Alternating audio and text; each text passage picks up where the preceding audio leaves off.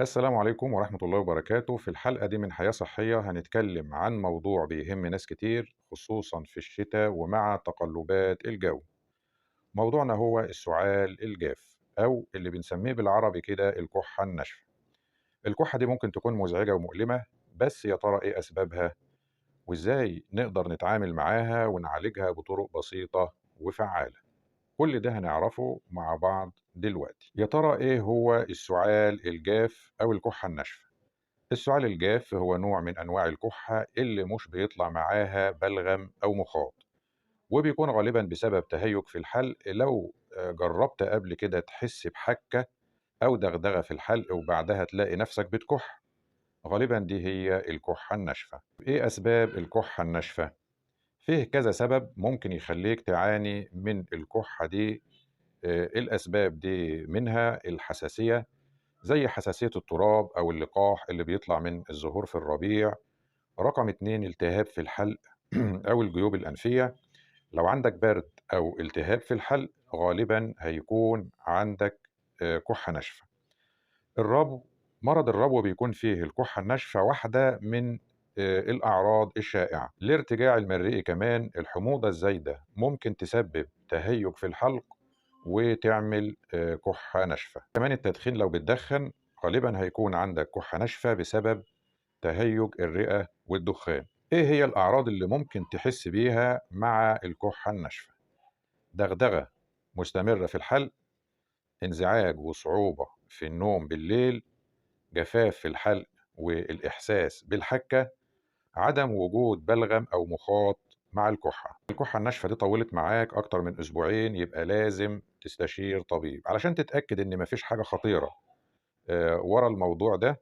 طيب لو حصلت الحاجات دي يبقى لازم تلحق نفسك. أول حاجة، لو الكحة بقت مصحوبة بدم أو فيه ألم في الصدر أو صعوبة شديدة في التنفس، لو درجة الحرارة بتاعتك ارتفعت لأكتر من 38 39 درجة، لو عندك ضعف عام ومش بتقدر تقوم بأبسط النشاطات اليومية. ازاي الدكتور هيشخص الكحة الناشفة بتاعتك؟ غالبا الدكتور هيبدأ يسألك شوية أسئلة، هيطلب منك ممكن أشعة على الصدر، اختبارات للحساسية، فحص مثلا لوظائف الرئة. طيب نعمل إيه علشان نعالج الكحة الناشفة لو من النوع البسيط ولا يستدعي التدخل الطبي؟ أول حاجة شرب السوائل الدافية زي الشاي بالعسل أو الزنجبيل، دول بيساعدوا جدا في تهدئة الحلق. استخدام بخار المية، الاستنشاق من بخار الماء الدافئ بيساعد في ترطيب الحلق وتهدئة الكحة، خاصة لو مضاف له الملح.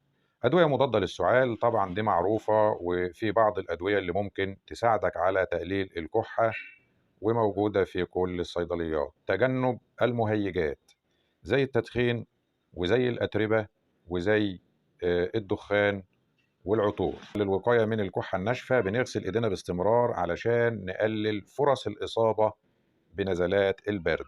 ترطيب الجو في البيت باستخدام مرطب الهواء، ده بيساعد في تقليل جفاف الحلق.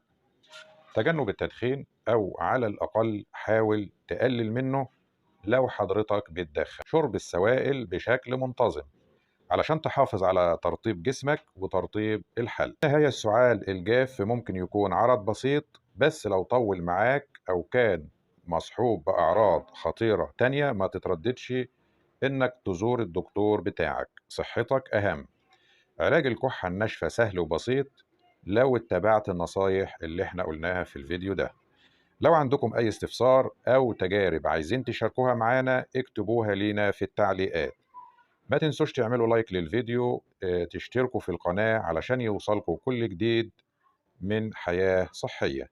خليكوا في أمان وصحة، ونشوفكم في الحلقة الجاية.